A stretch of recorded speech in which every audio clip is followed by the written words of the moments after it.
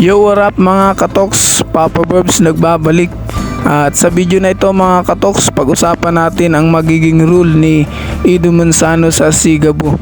So bago ang lahat mga katoks, kung hindi ka pa nakapag-subscribe sa aking YouTube channel, please mag-subscribe ka na at pindutin mo yung notification bell para lagi kang updated sa ating mga i-release na video. So ito nga mga katoks, pag-usapan natin ang magiging rules ni Edu Manzano sa Sigabu. At kung ano yung opinion nyo mga katoks, pwede nyo yan i-comment sa ibaba. Pero para sa akin mga katoks, ang magiging rules o karakter ni Edu Manzano ay isa sa magiging kontrabida, magiging traidor, mabangis na kalaban ni Gabo sa teleseryeng ito. So alam naman natin na kadalasang karakter ni Edu Manzano sa mga teleserye o mga pelikulang inilalabas ay isa sa mga traidor o kontrabida. So yun mga katoks, talagang napakaangas ng teleseryeng ito. So marami tayong aabangan at panunuorin gabi-gabi.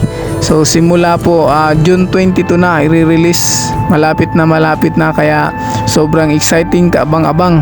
So wala tayong palalampasin dito mga katoks.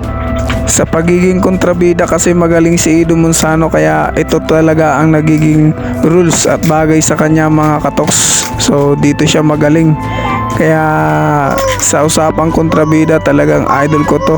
Napakaangas talaga maganap si Edu Manzano sa mga ganitong karakter mga katoks. Bagay na bagay sa kanya. Kaya idol na idol ko talaga to si Edu Manzano mga katoks. So yun lang mga katoks.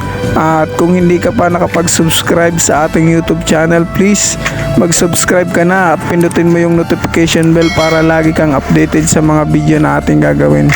God bless you all. Ingat.